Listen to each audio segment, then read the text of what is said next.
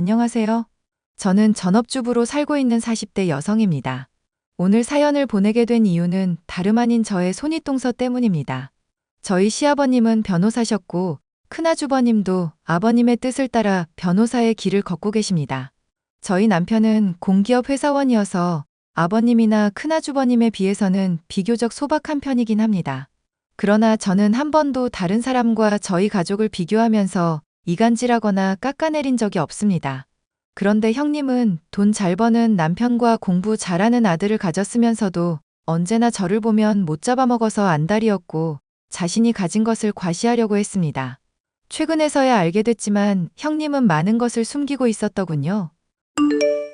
동서, 현수는 이번에 대학 안 가고 바로 취직한다면서? 쪽팔리게 그걸 그대로 냅둔 거야? 고졸 은행원이 웬 말이야 정말. 저희랑 오랜 시간 대화 나누고 나서 결정한 일이에요. 저한테는 자랑스러운 아들이고요. 저희 가족 일은 저희가 알아서 할게요. 형님이 쪽팔려 하실 일은 아닌 것 같네요. 내가 왜 상관이 없어? 현수가 우리 아들 태진이 사촌인데 말야. 힘들고 각박한 사회에서 사촌끼리 밀어주고 끌어줘도 모자랄 판에.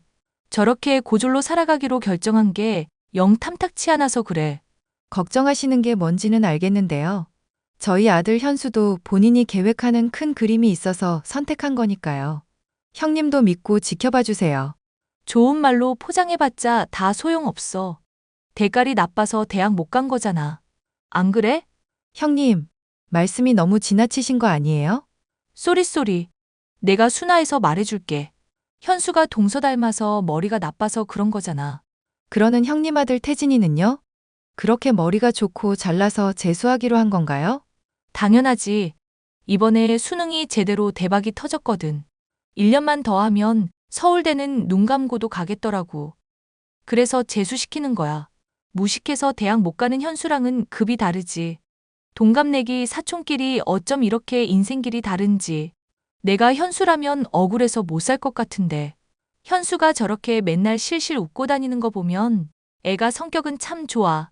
아니면 바보 같은 건가? 손윗동서인 저희 형님의 아들인 태진이와 저희 아들 현수는 동갑내기 사촌입니다. 중학교까지는 같은 학교를 다녀서 둘 사이에 걸친 친구들도 꽤 있었죠. 그 후에 저희가 이사를 가면서 고등학교부터는 갈라지게 되었는데 그때부터 현수는 사촌인 태진이와 거리를 두기 시작했습니다. 현수는 공부보다는 빨리 사회생활을 하기를 원했고 태진이는 집안에서 원하는 대로 서울대 코스를 밟고 있으니 둘 사이가 자연스레 멀어진 거라고만 생각했습니다. 그런데 현수 말을 들어보니 아무래도 태진이의 생활 태도에 문제가 있는 것 같았습니다. 현수야, 태진이 말야. 이번에 수능이 너무 대박나서 재수를 한다면서? 엄마는 그런 소리를 처음 들어봐서 신기하더구나. 대박이 났으면 그 점수에 맞춰서 대학을 가야지 재수를 왜 하는지 도통 이해가 안 가. 무슨 소리예요? 태진이가 수능이 대박 날 리가 없잖아요. 제 중학교 친구들은 다들 태진이 수능 망해서 재수하는 거라고 알고 있는걸요. 큰엄마가 또 이상한 말씀하신 게 분명하네요. 나한테는 분명히 1년만 더 하면 서울대 갈 수 있다고. 그래서 재수하는 거라고 했거든. 그 집안 사람들 정말 이상해요. 진실을 보려고 하지 않고 맨날 뜬구름만 잡는다니까요. 제가 듣기로는 태진이 걔 수능 날 졸았대요. 답안지 작성도 제대로 못했다는데 대박이 날 수가 없잖아요. 세상에, 그랬니? 제가 왜 고등학교 졸업하고 취직하기로 결정했는지 아세요? 자기 실력에 비해 과도한 이상을 품고 살다가는 태진이처럼 망가질까봐 겁나서 그래요. 저는 제 실력에 맞춰서 현실적으로 살려고 노력하고 있거든요. 태진이처럼 놀고 먹으면서 집안 기둥뿌리 뽑는 짓만은 안 하고 싶어요. 엄마는 우리 현수 선택을 언제나 믿지. 너는 항상 올바른 선택을 해왔잖니. 할머니 할아버지가 지금은 태진이만 부둥부둥 하면서 감싸고 계시죠. 그런데 두고 보세요. 몇 년 안 지나서 걔가 어떤 인간인지 만천하에 드러날 테니까요. 학생 때야 큰엄마가 전부 감싸줄 수 있었겠지만 이제 저희들도 성인인데 언제까지 큰엄마가 태진이 감싸고 보호할 수 있을지 궁금하네요. 그 후로 1년이 지났습니다. 수능날이 다가오자 어김없이 시어머니 시아버지의 태진이 사랑 돌림 노래가 시작되었습니다. 우리 태진이 말이다. 이번 시험은 작년보다 더 대박이 났단다. 어머, 잘 됐어요. 형님이 많이 애쓰셨는데 좋은 결과가 나와서 다행이네요. 네가 말 한번 잘 꺼냈구나. 사실 이게 다 우리 큰아가 덕분이지 뭐니. 변호사 남편 내조하면서 자식 농사까지 저렇게 성공하기가 어디 쉬운 일인 줄 알아? 머리가 멍청해서 둘 다 망친 어떤 며느리랑은 차원이 다르지. 네? 혹시 저 말씀하시는 건가요? 무식하고 멍청해서 눈치도 없더니 이럴 때는 눈치가 백단이구나. 그래, 네 얘기다. 네 얘기. 너 아니라 더 똑똑한 며느리 만났으면 우리 작은 아들도 지 형만큼이나 성공할 수 있었어. 내 손주 현수도 적어도 고졸은 아니었겠지. 아이고, 내가 속이 터져서 살 수가 없어. 그이도, 현수도 자기가 스스로 선택한 인생을 살고 있는 거예요. 저는 최대한 서포트하고 있고요. 저희 가족 각자 원하는 일 하면서 행복하게 잘 살고 있어요. 그런데 왜 갑자기 불행한 사람들로 만드세요? 너네만 행복하면 뭐해. 세상 사람들이 전부 너네 손가락질 한단다. 멍청한 며느리 들여서 손주까지 망쳐놨다고. 너 때문에 다 망친 거야. 이제 우리 집안 희망은 태진이 뿐이라고. 이번에 태진이가 서울대 가면 우리 부부 재산은 전부 태진이한테 물려줄 테니 그리 알거라. 어머님 재산이니 어머님 맘대로 하세요. 제가 언제 재산 물려달라고 한 적 있나요? 저는 그냥 저희 가족을 있는 그대로 봐주시기를 바라는 것 뿐이에요. 돈 욕심 없어서 참으로 좋겠다. 네가 그런 태도를 갖고 있으니 남편이고 아들이고 그 모양 그 꼴이지.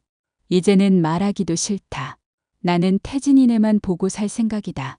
우리 태진이만 생각하면 눈물이 흘러. 태진이가 서울대 들어가는 건 집안의 경사인 건 맞죠. 그렇다면 그것만 축하하면 되는데 저희 시부모님과 형님은 꼭 저와 저희 가족을 깎아내리면서 자신들의 대단함을 과시하려고 했습니다. 저도 더 이상 참기가 힘들어서 이제는 연을 끊고 살고 싶다는 생각까지 들었습니다. 엄마 큰일 났어요. 우리 친구들 무리 중에 서울대 간 친구가 있는데 어젯밤에 태진이한테 두들겨 맞았대요. 태진이가 친구를 때렸다고? 싸움이라도 벌어졌던 거야? 싸움이 아니라 일방적으로 맞았대요. 그 친구가 서울대 합격했는데 태진이가 찾아와서 서울대 합격증을 내놓으라고 했대요. 괜히 찝찝해서 주기 싫다고 했더니 그런 일이 벌어졌다네요. 서울대 합격증을 가져갔다는 게 무슨 소리야? 태진이도 서울대 합격한 거 아니었어? 왜 친구한테 폭력까지 써가면서 합격증을 달라고 한 건데? 여태까지 벌어진 일들만 종합해보면 김태진계 서울대 못 간 게 분명해요. 어제 서울대 합격증 뺏어서 포토샵 잘하는 친구한테 찾아갔대요. 합격증에 자기 이름 넣어달라고요. 태진이 걔 제 사촌이지만 정말 무서운 애예요. 어디까지 망가질지 감도 안 잡힌다니까요. 이 일을 어떡하니? 빨리 다른 어른들한테 알려야 해요. 서울대 합격증 뺏긴 그 친구 부모님이 기자예요. 일이 엄청 커질 거라고요. 학폭이랑 학력 위조까지 엮어서 기사 낼 거라고 지금 단단히 벼르고 있어요. 제가 봐왔던 태진이는 조용조용하고 말수가 없는 아이였습니다. 그런데 그랬던 태진이가 밖에서 그런 나쁜 짓을 하고 다녔다는 것을 믿을 수 없었습니다. 형님, 저예요. 웬일이야. 그렇게 싫어하는 나한테 연락을 다 주고. 아, 혹시 소식 듣고 나한테서 콩고물 떨어질 거 없나 해서 연락한 건가? 그런 거면 꿈 깨. 동서한테 돌아갈 콩고물 없으니까. 콩고물은 또 무슨 얘기예요? 우리 아들이 이번에 서울대에 합격했잖아. 어머님께서 갖고 계신 집 우리 아들 명의로 돌려주신다네? 지금 그게 중요한 게 아니에요. 태진이한테 큰일이 벌어질 수도 있다고요. 서울대 합격이랑 아파트 명의 변경이 큰일이지. 그럼 작은 일이겠어? 동서 아들은 구린 유전자 물려받아서 대학도 못 가고. 불쌍해서 어째. 우리 태진이만 이렇게 잘 나가서 내가 동서한테 조금 미안하네. 그래도 어쩌겠어. 근본이 다른 걸 숨길 수는 없잖아. 형님, 정말 아무것도 모르시네요? 지금 많이 웃어두세요. 곧 눈물 쏙 빠질 테니깐. 뭐? 태진이가 친구 때려서 서울대 합격증 훔쳐갔다는 얘기를 어머님이 아시면 어떤 반응이실까요? 동서, 네가 그걸 어떻게 알고 있어? 형님도 알고 계셨네요. 이제 보니 형님이랑 태진이랑 한통속이군요. 형님이 태진이 보고 합격증 훔쳐오라고 시키셨어요? 제가 아는 태진이는 그 정도 일까지 벌일 수 있는 간 큰 애는 아니었거든요. 그게 그런 게 아니라 동서 내가 다 알아서 처리할 거니까 제발 어머님한테만 말하지 말아줘. 무슨 소리예요? 형님한테 연락하기 전에 어머님한테 먼저 톡 보내놨거든요. 방금 읽으셨네요. 그걸 어머님한테 왜 말해? 지금 어머님이 문제가 아니에요. 태진이가 건드린 그 학생 부모가 언론사 기자라고요. 지금 기사 뜬다는 얘기까지 돌고 있는데 어떻게 막으시려고요? 어머님, 아버님 도움 없이 형님이 전부 뒷수습하실 수 있으세요? 기사? 아니, 친구 물건 좀 가져간 걸로 기사가 뜨는 나라가 이 세상에 어디 있어? 말씀은 똑바로 하셔야죠. 학력 위조를 목적으로 친구를 일방적으로 두들겨 패서 서울대 합격증을 가져간 게 보통 일이에요? 태진이 전과자 되기 전에 어떻게 수습하실지나 생각하세요. 알고 보니 이 모든 일을 주도한 것이 바로 형님이라는 사실이 밝혀지면서 집안은 완전히 뒤집어졌습니다. 두 사람의 카톡을 보니 태진이는 수능 성적에 맞는 대학에 가서 조용히 살겠다고 했는데도 형님이 끝까지 친구 합격증을 훔쳐오라고 두들겨 패서라도 가져오라고 시켰더군요. 지금 저희 집안에서는 아주버님과 형님의 이혼 이야기까지 나오고 있는 상황입니다. 아가, 그동안 내가 했던 말 전부 다 사과하마. 큰며느리 그것이 그렇게 나쁜 사람이라고는 꿈에도 생각을 못했어. 사람이 제 분수에 맞춰서 살 줄 아는 것도 중요한 법인데. 태진이 일은 어떻게 잘 수습하셨어요? 너희 시아버지까지 찾아가서 무릎 꿇고 손이 발이 되도록 빌었단다. 태진이도 잘못했다고 울면서 사과했고 병원비 물어주고 다시는 그 동네에 얼씬도 하지 않는 조건으로 조용히 넘어가기로 했단다. 너가 미리 얘기해주지 않았다면 정말 큰일 날 뻔했어. 일이 그렇게 커질 뻔했는데 형님은 도대체 뭘 믿고 자기가 다 알아서 한다고 큰 소리를 뻥뻥 쳤던 건지 모르겠네요. 말도 마라. 걔 머릿속에는 똥만 들었어. 우리가 나서서 사건 수습하고 나니까 나한테 뭐라고 하는지 아니. 태진이가 이제 한국에서 살기가 힘드니까 유학 보내달라더라. 미국 가서 1년만 공부하면 하버드 들어갈 수 있다면서 유학 자금을 달라는 거 있지? 기가 차서 말도 안 나오더라. 형님은 아직도 정신 못 차리셨네요. 태진이는 당분간 내가 데리고 있으려고 한다. 이번 일 통해서 마음의 상처가 컸던 것 같아. 그리고 현수랑 태진이도 다시 친하게 지내게 해줄 수는 없을까? 현수가 속 깊고 순하잖니. 지금 태진이 옆에는 그런 친구이자 가족이 필요한 시기일 거야. 저한테도 잠시만 시간을 주세요. 태진이가 앞으로 어떻게 사는지 지켜보고 나서 현수랑의 관계 회복은 다시 생각해 볼게요. 어머님도 아시겠지만 저희 쪽 상처도 적지 않아서요. 그래, 전부 다 내 잘못이다. 직업으로 학벌로 사람을 판단하려 했던 내 잘못이지. 너한테 사과하마. 저희 아들은 고졸 신분으로 취직한 은행에서 능력을 인정받아 현재는 대학 입학을 준비 중이랍니다. 요즘에는 야간제부터 디지털 대학까지 선택의 폭이 굉장히 넓더라고요. 남들이 좋다고 하는 길만 따라가는 것이 아니라 자신이 원하는 삶을 사는 제 아들이 오늘따라 더 멋져 보입니다. 저 역시 그동안 그래왔던 것처럼 주변 사람들에게 휘둘리지 않고 제 가족을 제대로 보호할 수 있도록 더욱더 단단해져야겠다고 결심하게 되었습니다. 저희 집안의 얽힌 사연을 들어주셔서 정말 감사합니다.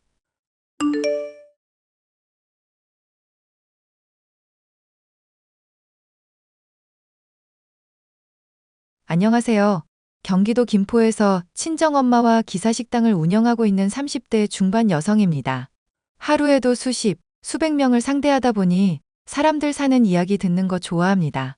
브레이크 타임에 항상 사연 채널이나 사연 라디오 골라 들으며 쉬기도 하고요.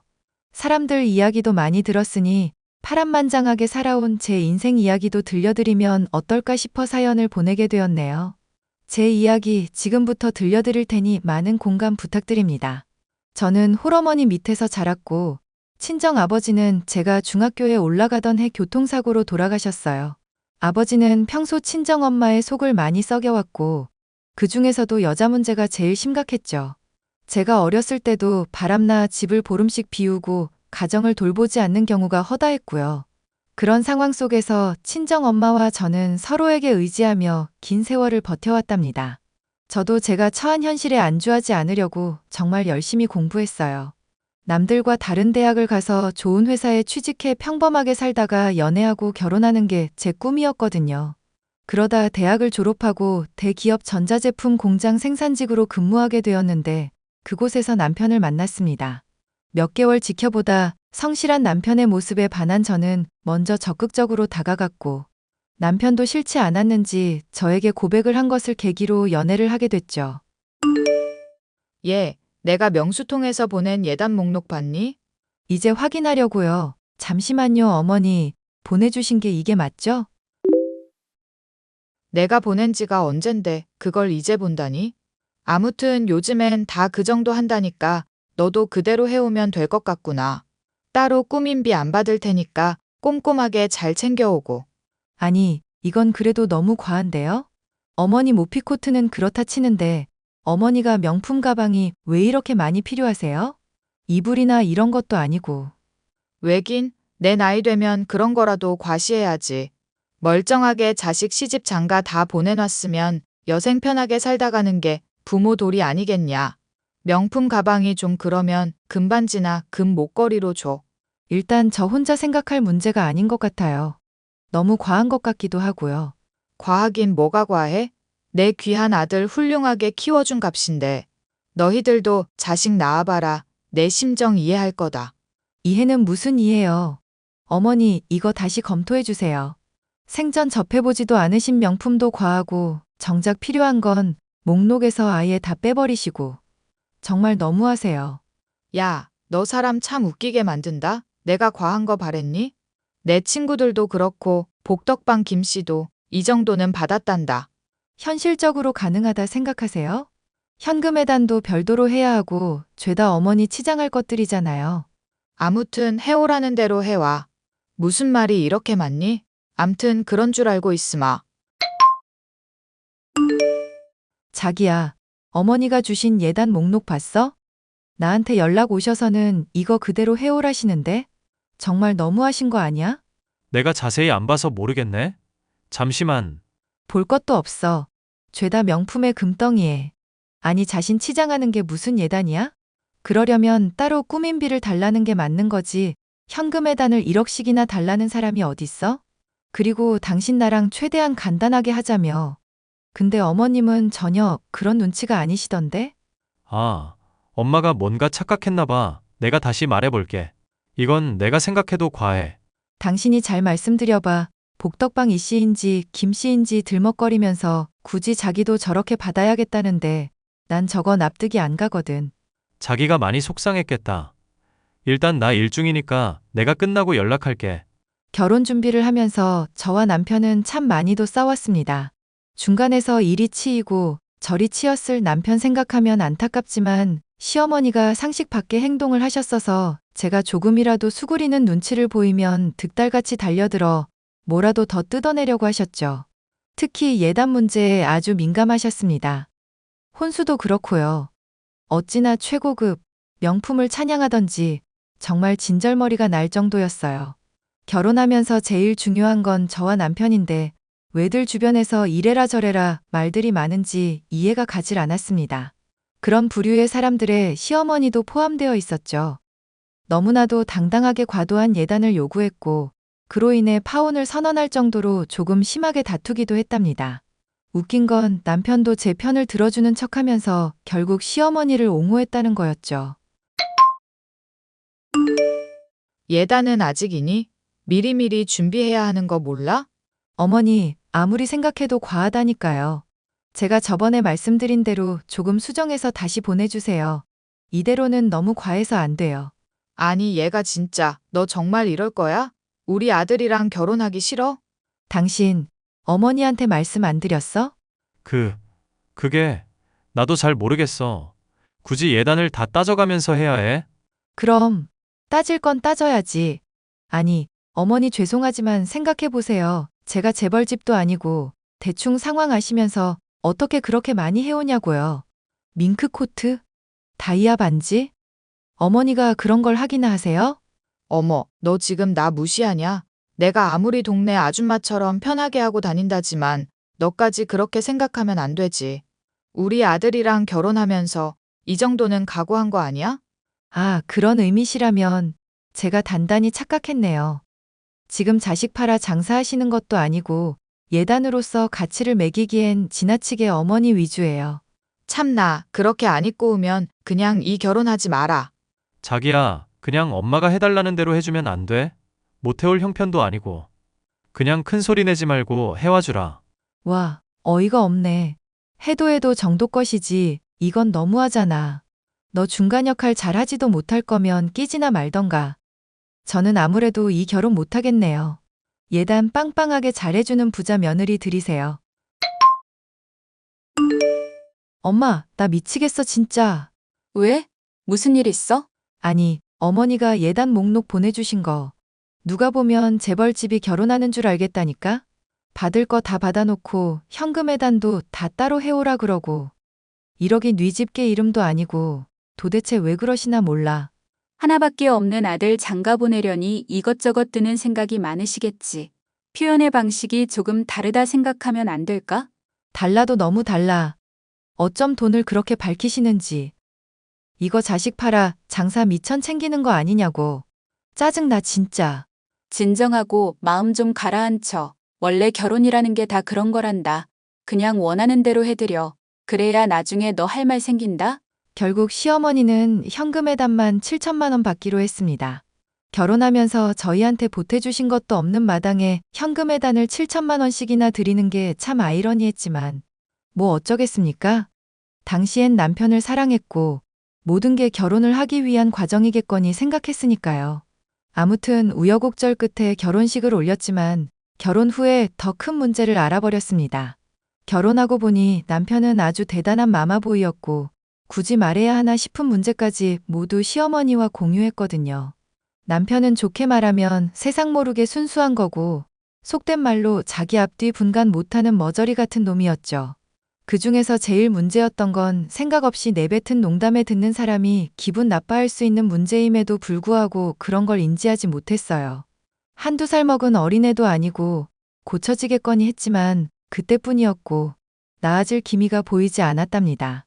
결국 제가 정색하면서 남편을 불러 앉혀놓고 마마보이 같이 행동해서 스트레스 받게 하면 바로 이혼이라고 으름장을 놓으니 그땐 또 가만히 있더라고요. 덕분에 한동안은 조용하게 지낼 수 있었죠.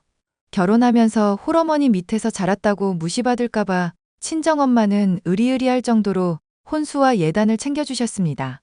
신혼집도 마련할 때 2억 주셨고 남편 결혼 선물로 새 차도 사주셨죠.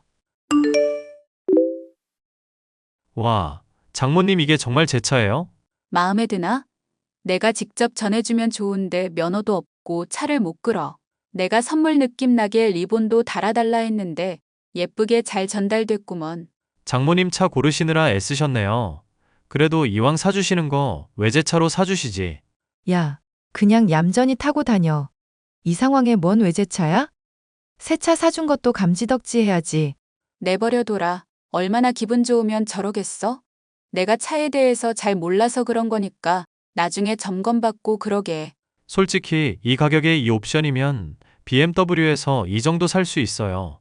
외제차가 괜히 외제차가 아니거든요. 장모님이랑 나래가 이해를 잘 못하신 것 같네요. 자기야, 적당히 해.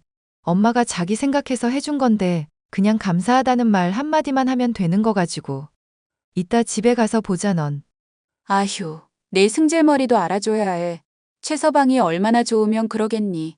하도 얄미운 짓 골라 하는 남편 놈의 주둥이를 얄미운 짓 할 때마다 한 대씩 때렸더니 삐쳐가지고는 아무 말도 안 하더라고요.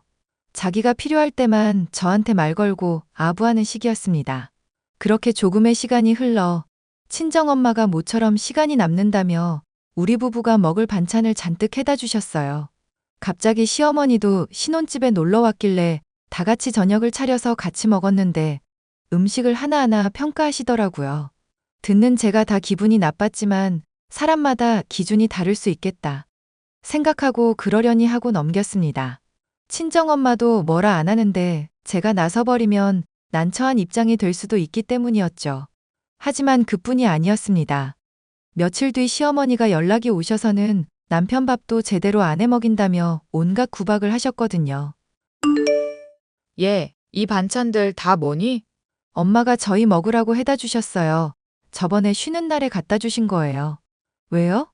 내가 먹어보니 죄다 조미료 맛만 나는구나. 사람이 먹는 음식을 이렇게 하시다니. 아니, 그럼 식당에도 이따위 반찬으로 장사를 하시는 거야? 어머니, 말씀이 심하시네요. 이따위 반찬이란요. 사람마다 입맛이 다를 수 있는 건데 어머님 입맛에 안 맞는다고 어떻게 그렇게 말씀하실 수 있으세요? 내가 틀린 말 한 것도 아닌데 뭘 그러니? 너야 너네 엄마가 해준 음식 먹는다지만 귀한 우리 아들은 이딴 거 못 먹인다. 그러게 여보, 장모님 음식 솜씨형 아닌데? 이래서 장인어른이 바람났나? 뭐? 지금 말 다 했어? 너 제정신이야? 울 엄마한테 요리 좀 배우셔야겠네. 바람난 남편도 돌아오게 만드는 손맛이거든. 야, 정도껏 해라. 지금 너 충분히 선 넘었어. 알아? 하늘 같은 남편한테 야라니. 너 그러다 우리 아들 한 대 치겠다? 지금까지 너 이러고 살았어? 미치겠네 진짜.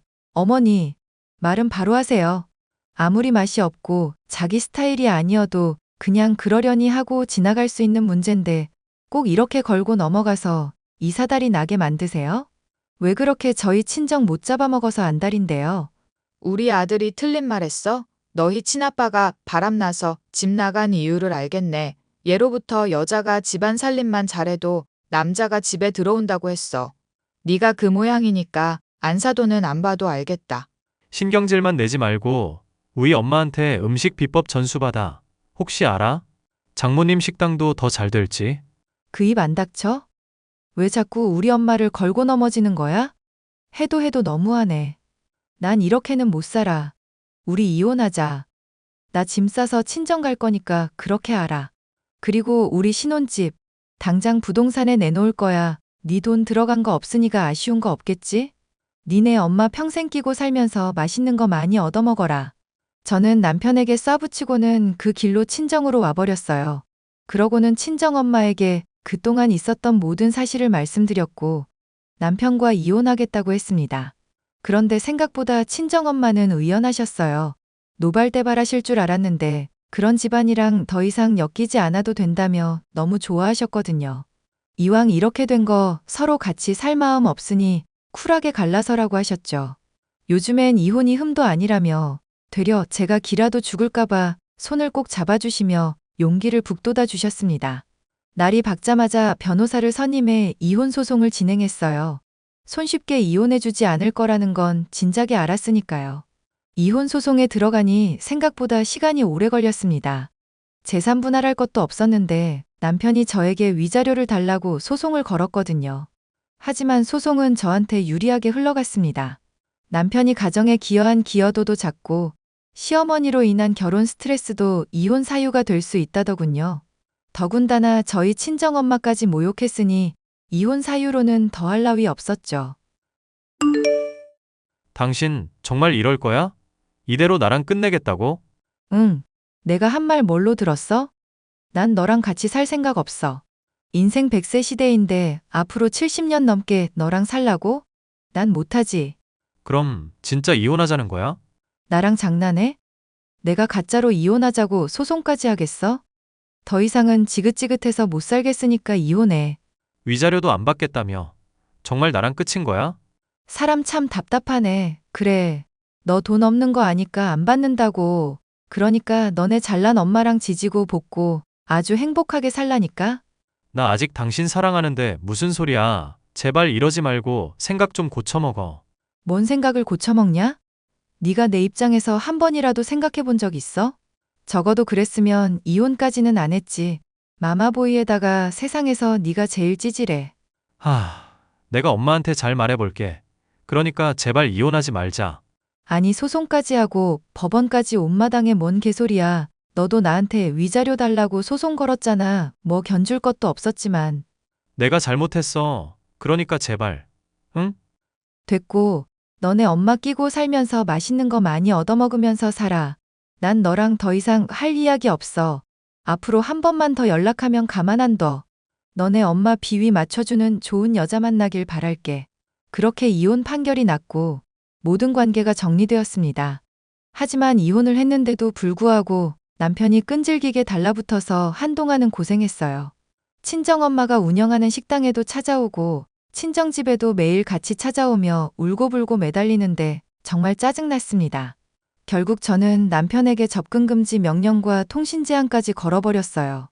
법적인 조치를 하니 더는 어쩌지 못하고 종종 친정엄마한테 문자 보내는 게 전부였습니다.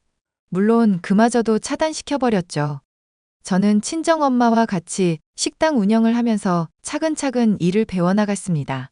제가 SNS로 홍보도 많이 하니 많은 사람들이 찾아왔고 기사님들뿐 아니라 관광객, 젊은 사람들, 고객층이 아주 다양해졌어요. 지역 맛집에 선정되기도 하고 깨끗한 먹거리 식당으로 선정되기도 하며 아주 승승장구하게 되었죠. 앞으로 더 승승장구할 예정이고요.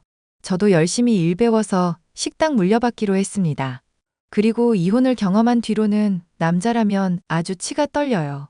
아직 젊다면 젊은 나이지만 남자 생각도 딱히 없고 이번 기회에 하고 싶던 일 마음껏 하며 살아보려고요. 저와 비슷한 상황에 처하신 분도 좌절하거나 슬퍼하지 마시고 새로운 기회라고 생각해 보세요.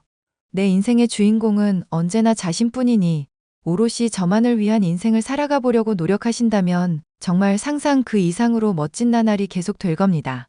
제 사연은 여기까지고요. 많은 공감이 되셨다면 좋아요 부탁드리겠습니다.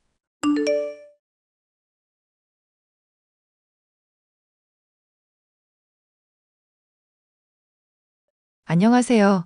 저는 30대 주부로 아주 뻔뻔한 데다 일상이 거짓말인 손아래 동서의 잘못을 제대로 폭로해준 일이 있었습니다. 본인이 잘난 줄 알고 서방님을 비롯해 가족들을 기만한 손아래 동서를 생각하면 지금도 분노에 치가 떨릴 정도인데요. 그런 손아래 동서를 혼내주고 본인 업보를 치르게 한 사연에 대해 말을 해볼까 해요. 당신 지금 어디야? 장 보고 왔더니 집에 없네? 휴일이잖아. 친구 잠깐 만나러 왔지. 왜? 내가 몸에 좋은 거 먹으면서 건강 신경 쓰라고 몇 번을 말해. 휴일이라서 쉬는 건 좋은데 몰래 라면에 막걸리까지 먹냐. 다 알고 있으니까 거짓말할 생각은 하지 말고 집에 들어올 때 콩나물이나 사와. 내일 해장국이라도 해줄 테니까. 아니, 내가 라면에 막걸리 먹은 건 맞는데 그걸 어떻게 알았어? 나 환기도 다 철저하게 했는데. 그릇 설거지 어설프게 해서 티슈로 닦아보니까 빨간 기름 묻어나더라. 그리고 막걸리는 당신 라면 먹을 때 꼭 챙겨 먹는 사람이잖아. 슬리퍼 대충 신는 거 신발장에 꺼내져 있길래 가까운 슈퍼라도 다녀왔다 했고. 내가 볼 때 당신은 주부가 아니라 흥신소 일을 해야 했어. 장인어른이 형사시라 핏줄을 물려받았나? 이런 거 아주 귀신이란 말이야. 그렇게 띄워줘봤자 별로 달갑지도 않으니까 좋게 말할 때 건강 챙겨, 알겠어?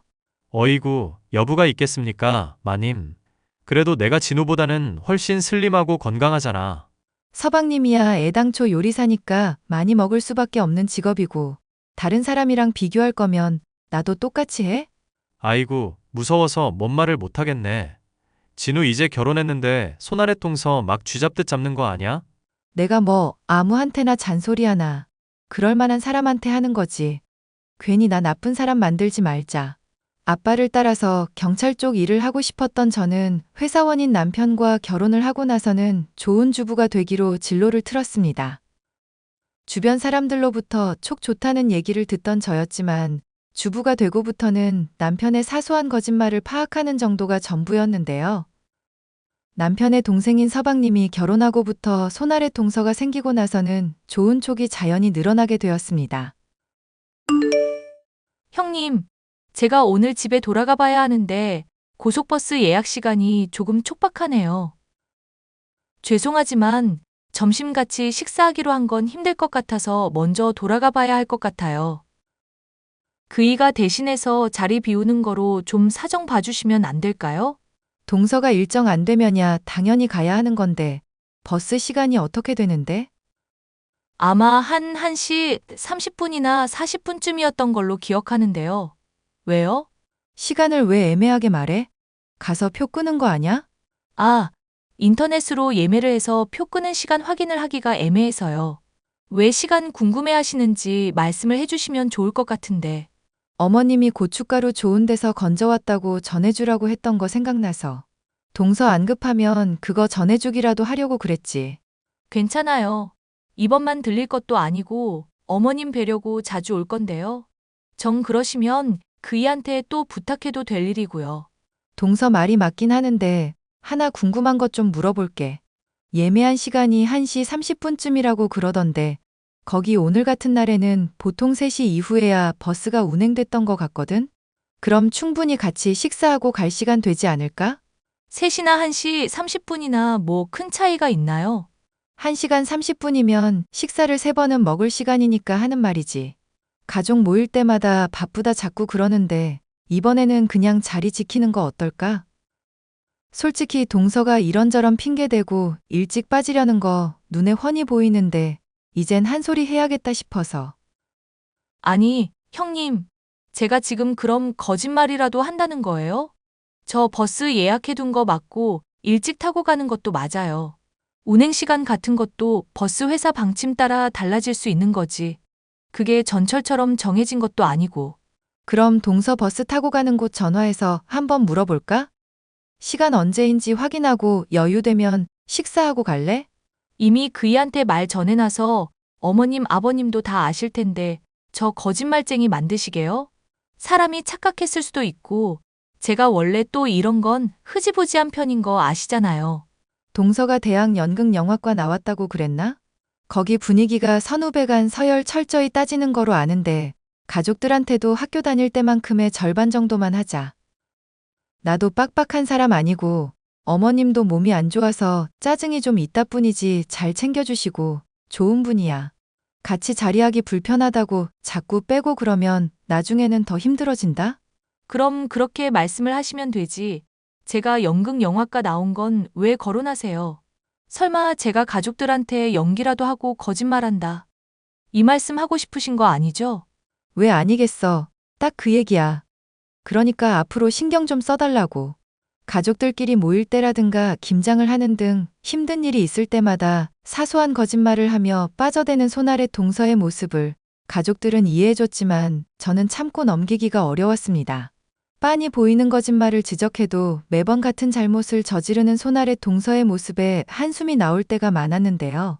이런 손아래 동서의 거짓말로 힘든 것은 저만이 아니었던 모양인지 서방님이 어느 날인가 고민을 상담해왔습니다.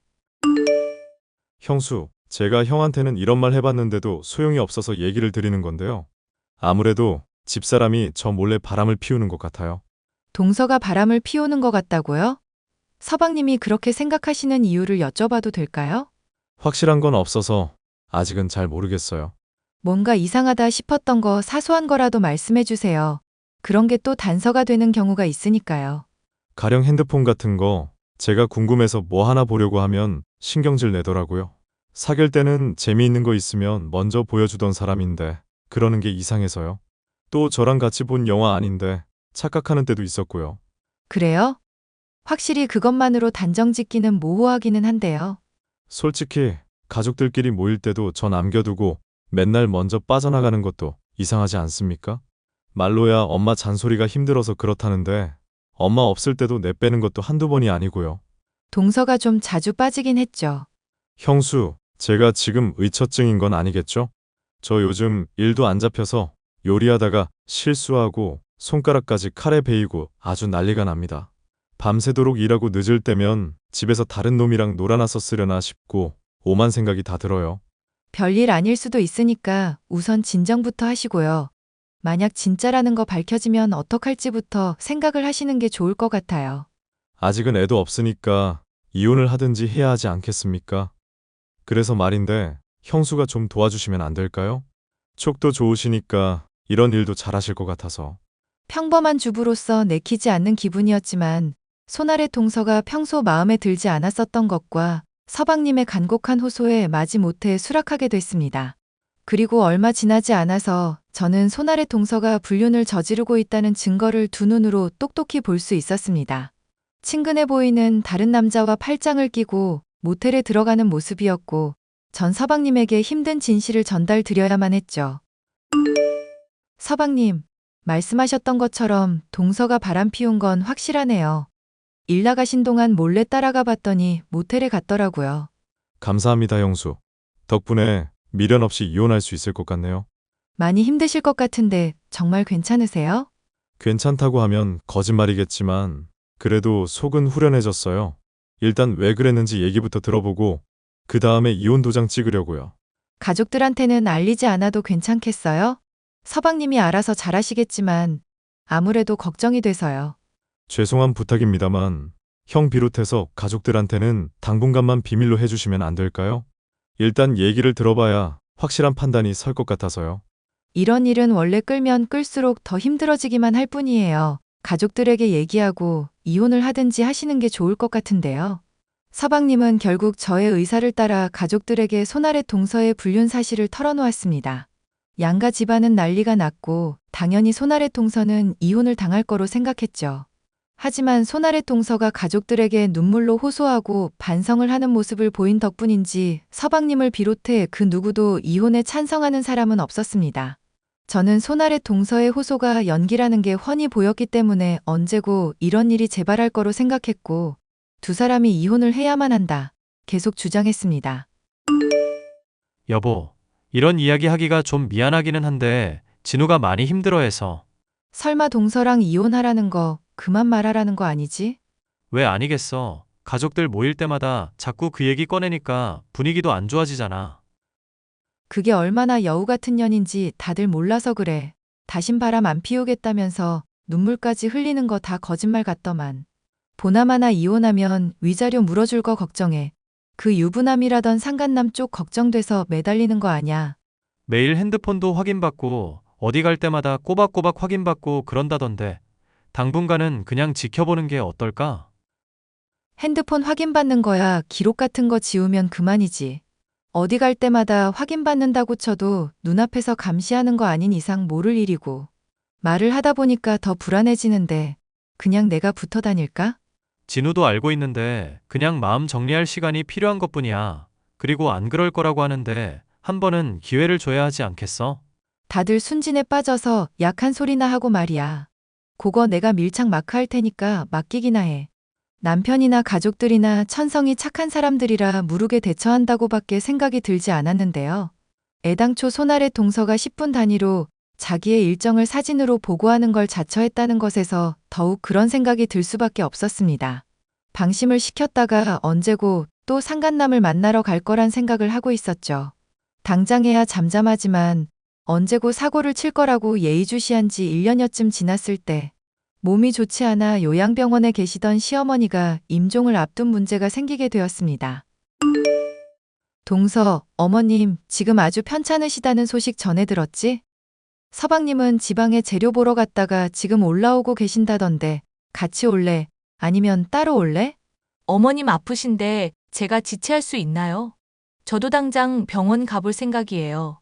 너무 늦지 않게 왔으면 좋겠어. 동서 이런 일 있을 때마다 항상 늦어서 내가 걱정돼서. 저 많이 달라진 거 아시잖아요, 형님. 어머님 마지막이 될지도 모를 순간까지 제가 늑장 부리진 않을 거니 걱정하지 마세요. 이따가 도착하기 전에 미리 전화해줘. 나는 곧 도착인데 상태 보다가 동서한테 무슨 일 있으면 얘기할게. 손아래 동서 역시도 임종을 앞두신 시어머니를 두고 헛짓거리를 하지 못하겠지 생각하던 중 어머님은 가족이 다 모이기도 전에 임종을 맞고 말았습니다. 이를 가족들이 모인 단톡방에 전했는데도 손아래 동서는 여전히 어머님이 있는 병실로 오지도 않고 아무런 반응이 없더군요. 연락해도 받지 않는 모습에 대체 이게 뭘까 의심이 되어 저는 남편에게 말을 해 양해를 구하고 차를 몰아 상간남과 손아래 동서가 관계를 맺었던 모텔로 이동했습니다.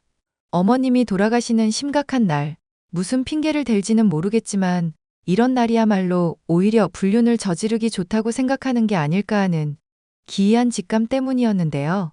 아니나 다를까 저는 상간남과 모텔에 들어가는 손아래 동서를 목격할 수 있었습니다. 동서, 어디길래 이렇게 도착이 늦어? 어머님 돌아가시는 마당에 마지막 못 지켰으면 빨리라도 와야 할 거 아냐. 서방님도 지금 지방에서 거의 다 올라왔다던데 마중이라도 하러 간 거야? 아니요. 그 이 마중 때문에 이러는 게 아니라 제가 너무 충격이 커서요. 어머님이 힘드셨던 게 제 잘못인 것만 같아서 택시 타고 가다가 많이 울었거든요. 그러다 탈진을 했는지 정신을 차려보니까 지금 응급실 아니네요. 다행히도 기사님이 바로 데려다 주셨어요. 정말 고마우신 기사님이네. 전화번호 알려줘. 따로 사례라도 해야겠다. 아니요. 정말 선의로 한 거라면서 안 알려주시더라고요. 그보다 제가 지금 당장이라도 거동해야 하는데 몸이 이래서 어떡하죠? 의사 말로는 적어도 1시간은 넘게 정향해야 한다고 해서 시간 좀 걸릴 것 같아요. 동서, 어머님 돌아가신 게 많이 힘든가 봐? 울다가 탈진해서 응급실까지 갈 정도면 제가 내색은 안 했어도 어머님 얼마나 따랐는지 잘 아시잖아요. 가시는 길 같이 못 있어드려서 너무 죄스러워요. 그렇게 몸 안 좋아지신 것도 다 저 때문인가 싶기도 하고요. 허이구? 말하는 것만 보면 아주 양심가 나셨네. 야, 이년아. 어머님 때문에 울다 탈진한 년이 응급실 실려간 척은 왜 하니? 상간남이랑 놀아나고 있으면서 왜 지극정성인 척 하냐고. 형님? 지금 갑자기 무슨 말씀을 하시는 거예요? 제가 상간남이랑 놀아나다뇨. 저 지금 응급실인데요? 좋아. 그럼 응급실인 거 믿어줄 테니까 영상통화 한번 해보자. 나는 그거 동서가 알리바이용으로 찍어뒀다는데 전 재산도 걸 수 있거든. 저도 많이 힘든데 형님까지 정말 왜 이러세요? 왜 사람 힘들다는 거 안 믿어주시냐고요. 저 정말 응급실 맞거든요. 헛소리 하지 말고 모텔 밖으로 나오기나 해. 너랑 상간남이랑 손잡고 모텔 들어가던 거 다 찍어놨으니까. 와, 설마 어머님 돌아가신 마당에 저 따라오신 거예요? 대체 무슨 생각으로 그러신 건지 이해가 안 가네요. 어머님이 너 때문에 돌아가신 거나 다름없는데 네 거짓말에 또 가족들 속아 넘어가게 내버려 두는 게 더 큰 잘못 아닐까? 형님, 잘 생각하셔야 해요. 그 일 안 그래도 힘들 텐데 제 일까지 또 겹친다고 생각해 보시라고요. 나는 너 같은 거 이제 동서로 두고 싶지도 않아. 이제 그 잘난 연기력으로도 가족들 못 속일 테니까 각오나 하고 있어. 형님, 제가 잘못했다고요. 설마 하니 어머님이 돌아가신 날에 불륜을 저지를까 싶었던 점을 노렸다가 제게 발각이 됐던 동서. 서방님으로부터 이혼을 당하는 것은 물론 상간남의 아이를 임신했다가 버림받는 바람에 돈도 날리고 인생도 아예 망가져 버리게 되었는데요. 일상이 거짓말이던 손아래 동서를 떼어낼 수 있게 되어 통쾌한 기분이지만 그 과정에서 어머님이 돌아가시고 가족들이 받은 상처가 제법 크네요. 이 일을 교훈 삼아 다시는 손아래 동서와 같은 인성 파탄난 여자 때문에 가정의 평화가 깨지지 않기를 바라는 마음이에요. 사연 끝까지 들어주셔서 감사합니다.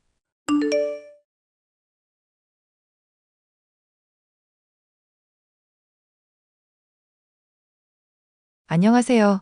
저는 화장품 회사에서 근무하고 있는 30대 여성입니다. 얼마 전 아버지가 돌아가시고 나서 남편과의 관계에서도 큰 변화가 있었는데요.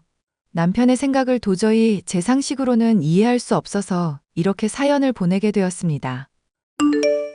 자기야, 장모님이랑 장인어른 사시는 집 몇 평이야? 짱 넓고 좋더라. 글쎄, 나는 잘 모르겠는데 50평은 넘는 것 같고 64평 정도였나? 두 분은 무슨 복이 있으셔서 서울에 그렇게 큰 아파트를 갖고 계실까? 그런 아파트가 있으면 밥 안 먹어도 배부르겠지? 나 같은 거지 새끼는 절대 느껴볼 수 없는 그런 기분일 거야. 갑자기 자기 자신을 왜 이렇게 비하해? 우리도 열심히 일하면 우리 아파트 가질 수 있어. 우린 틀렸어. 결혼할 때 부모한테 집 한 채 물려받고 시작해도 부족한 게 인생인데 우리는 전세 얻을 돈도 없어서 죄다 은행 빚이잖아. 우리 부모님은 젊어서 사기당해서 돈도 없고 집도 없고 그런 부모 밑에서 태어난 내 인생 초라하다 진짜. 자기도 나도 아직 젊고 열심히 일하고 있으니까 금방 대출금 갚을 수 있을 거야. 당분간 전세 살다가 괜찮은 매물 나오면 자가로 갈아탈 수도 있고. 자기는 머리가 꽃밭이야? 현실 감각이 없다 못해서 마이너스네. 처음에 전세로 시작한 부부가 어떻게 자가로 갈아탈 수 있어? 집값은 계속 오르고 월급은 안 오를 텐데. 우리 인생은 이제 끝이야. 이렇게 빌빌거리면서 살다가 나중에는 길거리에 나앉게 될걸? 자기는 집 얘기만 나오면 왜 이렇게 극단적이야? 지금 우리 나이에 서울에 자가 보유하고 있는 부부가 얼마나 된다고? 주위를 좀 둘러봐. 우리보다 젊은데 집 가진 부부들 생각보다 많거든. 자기처럼 현실 감각 없는 사람이랑은 얘기하기도 싫어. 저번 주 로또 당첨이 됐었어야 하는데. 도대체 내 차례는 언제 오지? 나는 돈도 없고 운도 지지리도 없네. 그냥 접시물에 코 박고 뒤져버릴란다. 남편은 가난한 집에서 자라 대학 등록금도 스스로 벌어서 낸 사람이었습니다. 저는 그런 점을 항상 칭찬했고 결혼할 때 시댁에서 지원받은 거 한 푼 없었어도 잔소리 한 번 한 적이 없습니다. 그런데 남편은 언제나 자기 인생과 남 인생을 비교하면서 자신을 한없이 가엾게 생각했습니다. 처음에는 위로도 해주고 현실적인 인생 계획을 세워보자고 제안도 해봤지만 남편의 자기 연민은 점점 더 심해지기만 했습니다. 혜선아, 엄마랑 아빠가 아주 중대한 결정을 내렸단다. 너희 아빠 건강을 위해서 제주도에 내려가서 살기로 했단다. 갑자기 제주도에 내려가신다고? 그래, 거기에 엄마 사촌 언니가 살고 있잖니. 지금 남는 집이 한 채 있다고 거기 내려와서 살면 딱 좋겠다고 하더구나. 너도 알겠지만 제주도 생활이 너희 아빠 평생의 소원이었잖니. 젊었을 때는 일하느라 못 이뤘지만 이제는 너희 아빠 소원 들어주고 싶구나. 알겠어요. 걱정은 되지만 엄마 아빠가 그렇게 결정하셨다면 믿고 따라야지 어쩌겠어. 고맙다. 그리고 서울집 말인데. 제주도 내려가서 안 올라오실 생각이면 서울집 파셔야지. 그거 팔아서 엄마 아빠 노후 자금으로 쓰세요. 그거 아까워서 어떻게 파니? 엄마 생각에는 너니가 들어와서 살면 좋을 것 같아. 은행 대출이자만 줄어도 너네 생활 편해질 거 아냐. 나는 엄마 아빠 도움받고 싶지 않아. 우리끼리 열심히 일해서 충분히 먹고 살 수 있다고. 그래, 네 맘은 알겠어. 그런데 지켜보는 부모 마음이 그렇지가 않아. 차 서방한테는 내가 잘 설명할 테니까 너네가 들어와서 사는 걸로 하렴. 제발 부탁이다. 저는 젊어서부터 부모에게 의지하기 시작하면 자립심을 잃게 될까봐 그게 걱정이었습니다. 그렇지만 남편의 생각은 저와는 완전히 달랐습니다. 차 서방, 우리 혜선이한테 들었는지 모르겠다만 우리는 제주도로 내려가서 살기로 했네. 그래서 우리가 갖고 있는 서울집에 자네랑 혜선이가 들어와서 살았으면 좋겠어. 상준 씨 생각은 어때? 나는 솔직히 탐탁치 않거든. 우리 힘으로 충분히 잘 살고 있는데 굳이 우리 부모님 집에 들어갈 필요는 없잖아. 무슨 소리야. 자기는 좀 가만히 있어. 장모님, 사랑합니다. 감사합니다. 언제 이사 들어가면 될까요? 갖고 있는 짐 정리해서 내려가려면 한 달 정도 걸릴 거야. 차 서방도 그 정도면 전세집 정리하기에 충분하겠지? 엄마, 저희 때문에 서두르실 필요 없다니까. 한 달까지야 필요 있겠습니까? 당장 내일이라도 집 비워만 주신다면 저희가 얼른 들어가서 잘 살아보겠습니다. 상준 씨, 내일 당장 집 비우라는 게 말이 돼? 혜선이 너는 좀 가만히 있어봐. 차 서방 생각이 그렇다면 되는 대로 일찍 정리하고 집 비워주겠네. 어느 정도 살다가 명의 변경도 해줄 생각이야. 그럼 정말 땡큐죠. 그럼 앞으로 그 집은 저희 집이라고 생각하고 살게요. 그래, 너희들 집이라고 생각하고 편하게 지내. 안 그래도 집이 너무 커서 관리가 힘들었는데. 젊은 사람들이 들어가서 살면 우리 같은 늙은이들이 살 때보다야 낫겠지. 엄마, 무슨 말을 그렇게 해. 제 친구 중에 명의 변경이나 증여세 관련으로 빠삭한 애가 있거든요. 바로 연락해서 명의 변경 관련해서 서류 준비하도록 할게요. 장모님, 정말 감사합니다. 남편은 며칠 만에 명의 변경 관련 서류를 준비해 왔습니다. 저는 남편의 행동이 영 찜찜했습니다. 저희가 들어가서 산다고는 해도 여전히 저희 부모님 집인 건데 마치 자기 집이라도 생긴 것 마냥 들떠서 번갯불에 콩 볶아 먹듯이 명의 변경을 진행하려는 모습이 마음에 들지 않았습니다. 나 지금 공원 산책 중. 사람들이 날 쳐다보는 눈빛 자체가 다른 것 같아. 내 얼굴에 자가 보유자라고 써 있나 봐. 자가 보유자라니 잠깐 우리 부모님 집에 들어가 사는 것뿐이잖아. 내가 명의 변경 서류 다 줬잖아. 아직도 제출 안 했어? 증여세부터 이것저것 내야 할 게 많더라고. 아직 정신이 없어서 안 냈어. 장난하냐? 내가 그것부터 처리하라고 했잖아. 당장 내일 가서 서류 제출해. 알았어. 근데 자기가 왜 그렇게 안달복달이야? 명의 변경을 하더라도 내 명의인데. 톡 까놓고 얘기해서 자기가 자가 보유하게 된 건 아니잖아. 우리 부부잖아. 너랑 좀 살다가 이혼해도 그 집 가격 반절은 나한테 오는 거 아니야? 그럼 자가 보유나 마찬가지지 뭐. 뭐라고? 어떻게 그런 생각을 할 수가 있어? 말이 그렇다는 거지. 내가 자기랑 어떻게 헤어지겠어. 그것보다 우리 생산적인 대화를 좀 해보자. 이 집 우리한테도 너무 큰데 이대로 두기는 아깝지 않아? 남는 방은 월세로 돌릴까? 우리 엄마 아빠가 제주도에 계시다가도 가끔 서울 올라오실 거 아냐. 그때 쓰시겠지. 1년에 한두 번 올라오실 때 쓰려고 방을 비워둔다고? 내 상식에는 이해가 불가능한걸? 장모님 장인어른은 모텔 가서 주무시라고 해. 서울 바닥에 남는 게 모텔인데 굳이 우리 집 오실 필요는 없잖아. 차상준, 정신 차려. 이 집 우리 엄마 아빠 집이야. 그런데 당신들 집 놔두고 모텔 가서 자라고 하는 게 말이 되니? 너 언제까지 그렇게 부모 밑에서 종속된 삶을 살 거야? 집 주셨으면 끝이야. 이건 우리 집이라고. 한번 내 손에 들어온 이상 절대 양보 못해. 이건 내 거야. 돈에 욕심 있는 것도 좋고 야망 있는 것도 알겠는데 부모에 대한 예의도 없니? 예의가 밥 먹여주냐? 나는 돈 많이 벌어서 조기 은퇴하는 게 꿈이거든. 이 집 이용해서 월에 200만 원만 내 통장에 꽂히면 좋겠다. 그럼 바로 회사 때려쳐야지. 그 후로 몇 달 지나지 않아 저희 아빠가 돌아가셨습니다. 원래도 간과 신장이 좋지 않았는데 그래도 잘 관리하면 오래오래 사실 줄 알았기에 아빠가 돌아가신 충격은 너무너무 컸습니다. 그런데 남편이라는 인간은 저희 아빠가 돌아가신 지 얼마 되지 않았는데도 매일매일 콧노래를 부르면서 다니는 게 아니겠어요. 엄마, 그이가 너무너무 이상해. 요즘 그이 하는 행동 보면 그냥 미친 사람 같다니까.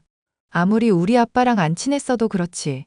자기 부인 아버지가 돌아가셨는데 콧노래를 부르고 돌아다니는 게 말이 된다고 생각해? 아무래도 로또라도 당첨된 게 분명해. 그렇지 않고서는 저렇게 미친 사람처럼 실실거리면서 다닐 수가 없어. 차서방이 너한테 아무 말도 안 해? 로또 당첨되면 나한테 말도 안 하고 지 혼자 다 쓸 인간이야. 돈 욕심이 어찌나 많은지. 입만 열면 돈 돈 돈. 아주 귀에 딱지가 않겠다니까. 엄마가 생각하기에는 로또 때문에 그런 것 같지는 않은데. 정말로 너한테 아무 말도 안 했다고? 그렇다니까? 엄마 뭐 아는 거 있어요? 나는 너도 다 아는 얘기인 줄 알았어. 엄마가 보여준 대화 내용은 이랬습니다. 장모님, 혜선이 말로는 장인어른 앞으로 생명보험이 있다던데요. 그거 받으셨어요? 아직은 못 받았고 곧 받게 될 거야. 왜 그런가? 그거 저 주셔야겠어요.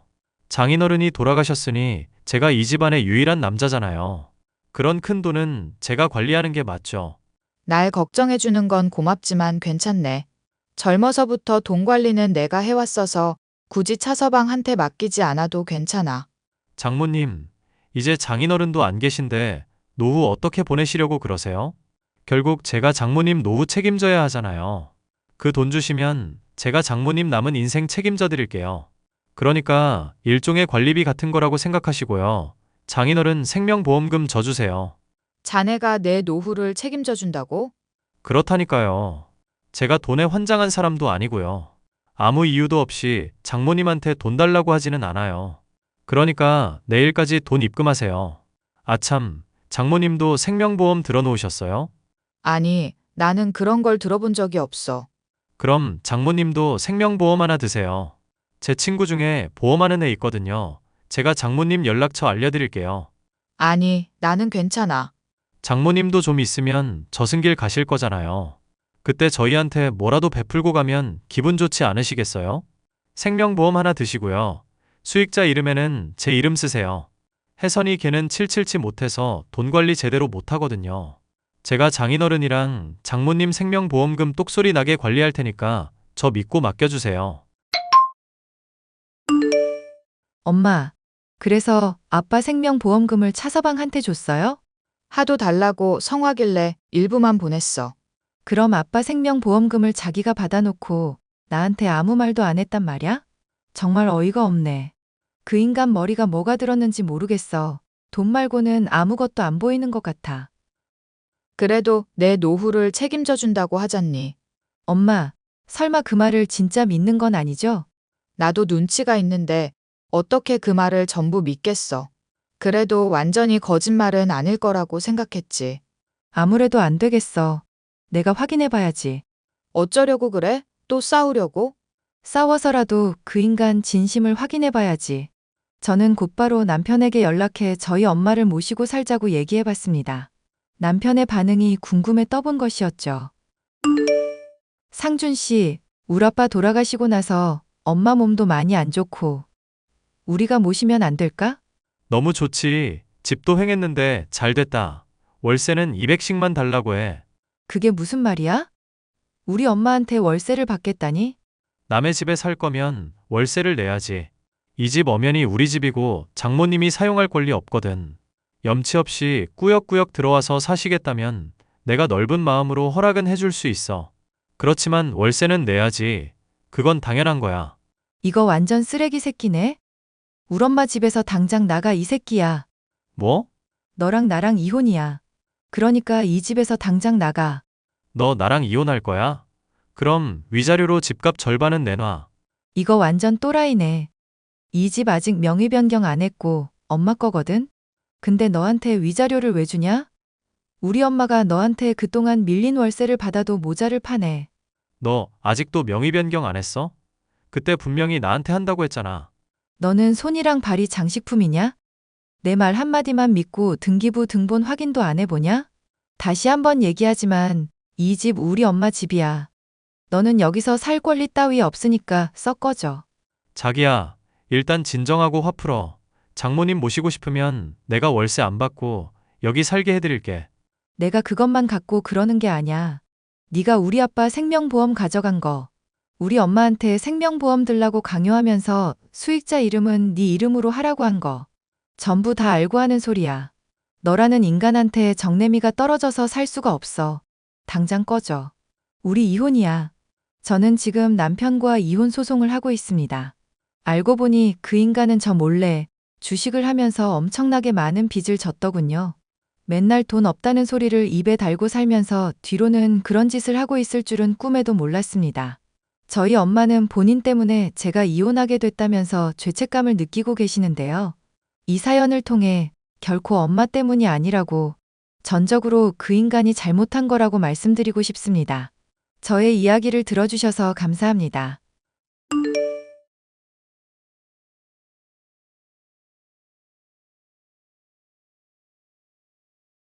안녕하세요.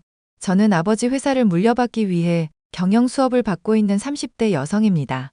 어렸을 때부터 완벽했다고 생각한 제 인생에서 유일한 오점을 남긴 것은 바로 제 남편입니다.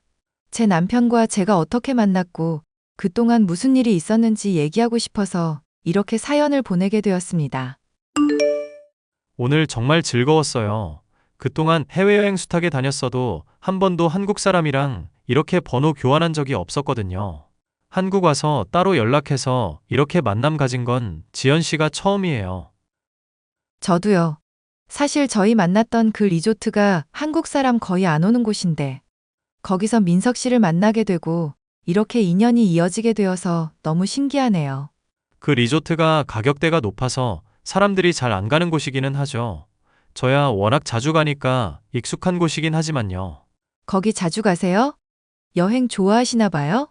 초면에 이런 말씀드리기는 좀 그렇지만 저희 할아버지께서 돌아가시면서 저한테 물려주신 재산이 좀 많아요. 저희 아버지 어머니는 제가 어릴 때 교통사고로 돌아가셔서 제가 유일한 상속자였거든요. 돈은 많은데 가족이 없으니 제 마음이 어떻겠어요. 괜히 해외에서 제일 비싼 리조트 예약하고 제일 비싼 항공권 예매해서 날아가서 쉬고 오곤 했죠. 그렇게라도 하지 않으면 외로워서 미칠 것 같더라고요. 그런 아픈 사연이 있으셨군요. 그런 것도 모르고 저는 오늘 하루 종일 제 가족 얘기만 했네요. 죄송해요. 지연 씨 가족 이야기 듣는 거 정말 재밌었어요. 아버님이 사업을 하시고 지연 씨가 늦둥이 외동딸이라고요. 어렸을 때부터 저를 싫어하는 사람들이 많았어요. 어떻게 보면 집안도 그럭저럭 사는 편인데다가 외동딸이라서 귀여움을 독차지했거든요. 그래서 더 이 악물고 악착같이 살았어요. 공부도 교우 관계도 항상 완벽하게 유지하려고 노력했거든요. 그러다가 가끔씩 번아웃이 오면 이렇게 혼자서 여행을 떠나곤 했어요. 그날도 그렇게 혼자 지내고 있었는데 민석 씨를 만나서 여행이 더 재미있어졌지 뭐예요. 해외에서 우연히 만난 것 치고 저희 참 통하는 게 많은 것 같죠? 지연 씨만 괜찮으시다면 저희 계속 만나보면 어떨까요? 저도 사실 민석 씨 처음 본 순간부터 예사롭지 않은 인연이라고 생각했어요. 지연 씨도 저와 같은 생각이라니 정말 행복하네요. 제가 이번 주말에 근사한 레스토랑 예약해 둘게요. 계산은 전부 제가 하는 거니까 지연 씨는 몸만 오세요. 오늘 밥값도 전부 계산하셨잖아요. 계속 사주시기만 하시면 제가 너무 부담스러워요. 그런 말씀 하시지 말라니까요. 지연 씨도 부족함 없이 잘하셨다니까 저도 솔직하게 얘기할게요. 저 가진 건 돈밖에 없는데 그동안 어디다 써야 할지 몰랐었어요. 제 마음을 훔쳐간 사람이 드디어 나타났고 그런 사람에게 쓰는 돈은 전혀 아깝지 않으니 제발 사양 마시고 편하게 저 만나주세요. 저와 민석 씨는 해외 고급 리조트에서 처음 만났습니다.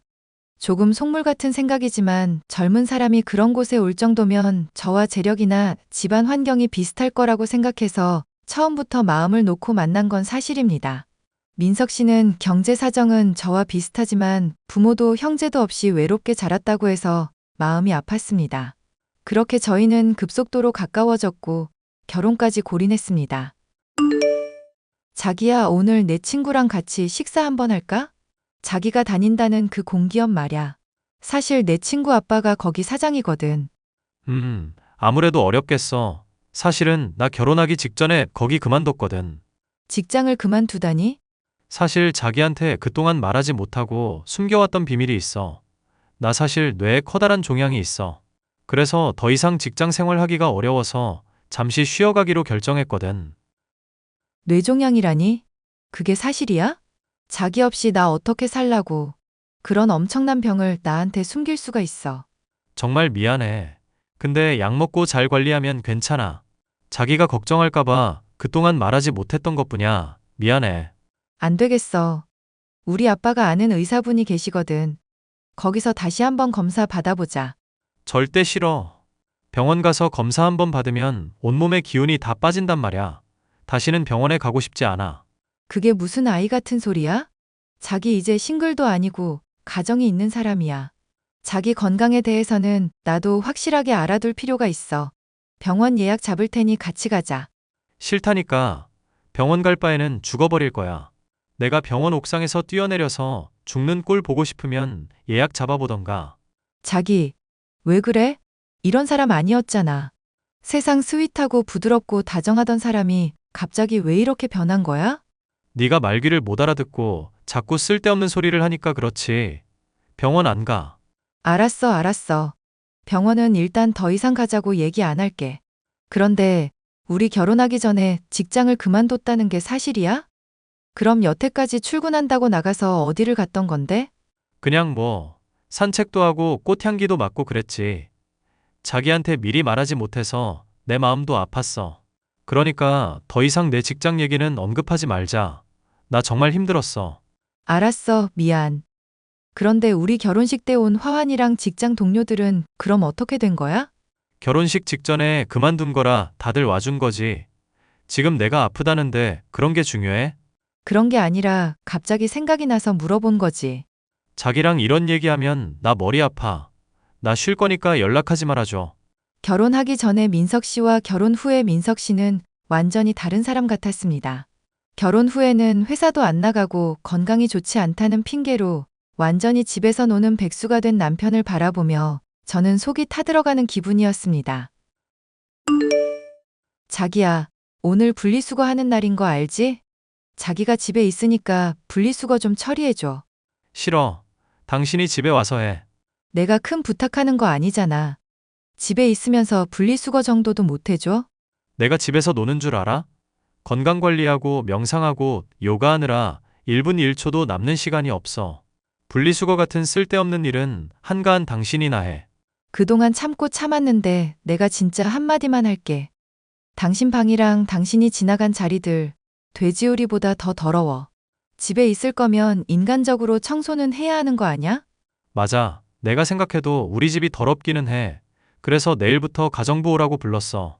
내가 가정부 부르는 거 싫다고 했잖아. 내 집에 모르는 사람이 들어오는 거 불편하단 말이야. 그럼 자기 없는 시간에만 오라고 할게. 나는 한 번도 내 손으로 청소 같은 거 해본 적이 없어서 가정부 꼭 불러야겠거든. 저도 남편이 왕자님처럼 곱게 자란 걸 알고 있었습니다. 그런데 자기 방 청소 하나를 제대로 못해서 가정부까지 부른다는 게 정말 탐탁치 않았습니다. 그래서 저는 제가 중요한 물건들을 보관하는 안방 내부를 볼 수 있는 CCTV를 설치했습니다. 남편한테 말하면 또 무슨 반응을 보일지 몰라서 일단은 아무 말도 하지 않았습니다. 어차피 남편은 안방에서는 잠만 자고 본인의 서재에서 대부분의 시간을 보내기 때문에 굳이 남편한테 말할 필요는 없다고 생각했습니다. 여보, 가정부로 오는 소연 씨 말야. 일 제대로 하는 건 맞아? 도대체 집이 깨끗하지도 않고 오히려 예전보다 더 지저분해진 느낌이야. 무슨 소리야. 아침에 와서 저녁까지 쉬지도 못하고 하루 종일 우리 집을 쓸고 닦고 하는데 당신이 너무 예민한 거 아니야? 일 잘하는 가정부한테 꼬투리 잡는 거, 그것도 갑질의 일종이야. 창틀에 먼지가 가득하고 욕조에는 여전히 물대가 끼어 있잖아. 돈을 주고 사람을 불렀으면 이 정도 청소는 해주는 게 맞는 건데. 아무리 생각해도 소연 씨는 일을 잘 못하는 것 같아. 다른 사람으로 바꿔야겠어. 절대 안 돼. 내가 대신해서 열심히 청소할 테니까 바꾸지 마. 자기가 웬일이야? 아무튼 집안일은 내가 알아서 할 테니까 자기는 가만히 있어. 여자의 촉이라고 할까요? 저는 순간적으로 이상한 생각이 들어서 안방 CCTV 녹화 화면을 돌려봤습니다. 그동안 너무 바빠서 설치만 해놓고 제대로 본 적이 없었거든요. 거기에는 엄청난 것들이 찍혀 있었습니다. 남편과 가정부는 신혼집 안방 침대에서 차마 입에 담을 수 없는 행동을 하고 있더군요. 저는 너무 화가 나서 당장에라도 남편과 가정부의 머리채를 쥐어뜯고 싶은 심정이었습니다. 그런데 CCTV에는 불륜 장면 외에도 제 눈길을 끄는 장면이 찍혀 있었습니다. 남편이 제 화장대 서랍을 뒤지는 모습이었죠. 저는 남편의 뒷조사를 시작했고 그의 비밀을 전부 알게 되었습니다.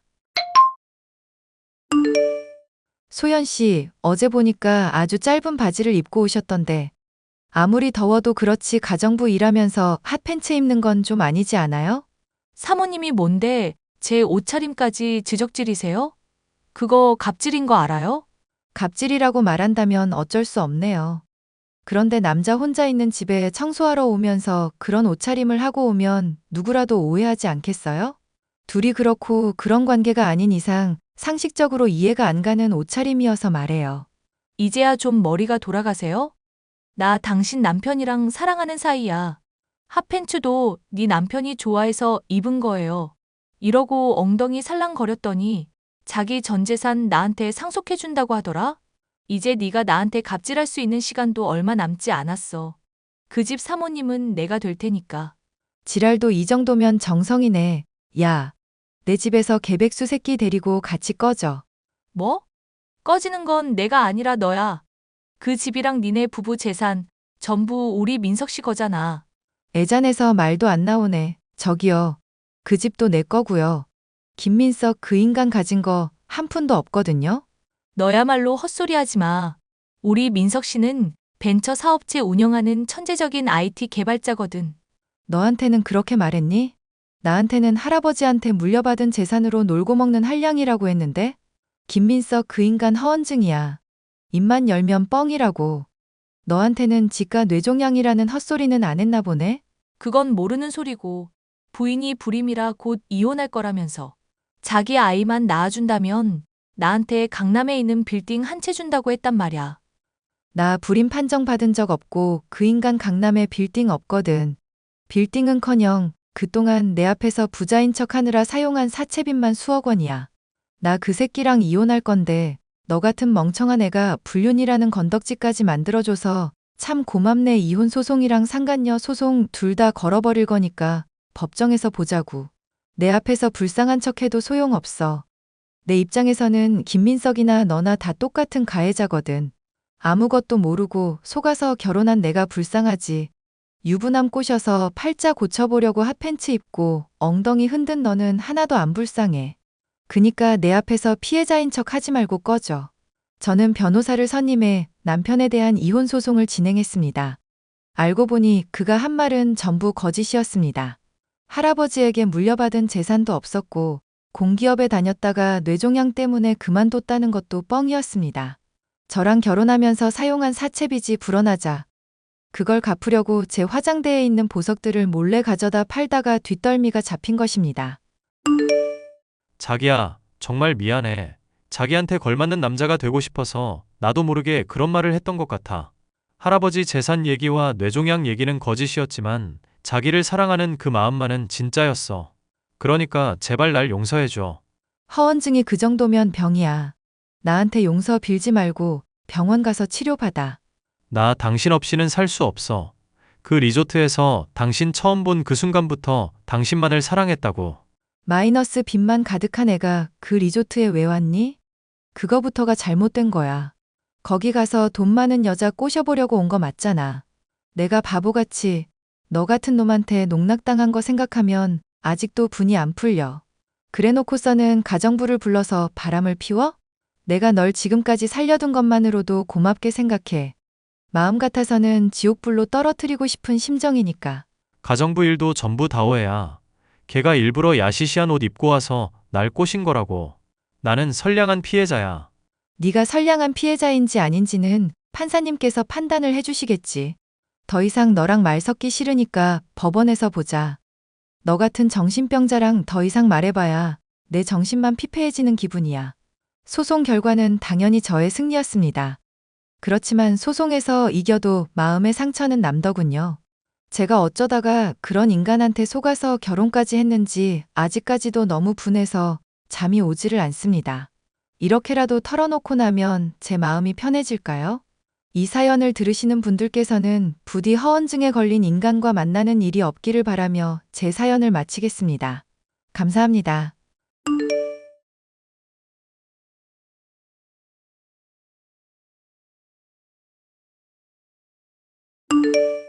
안녕하세요. 저는 스페셜 레터링 케이크 전문점을 운영하고 있는 30대 여성입니다.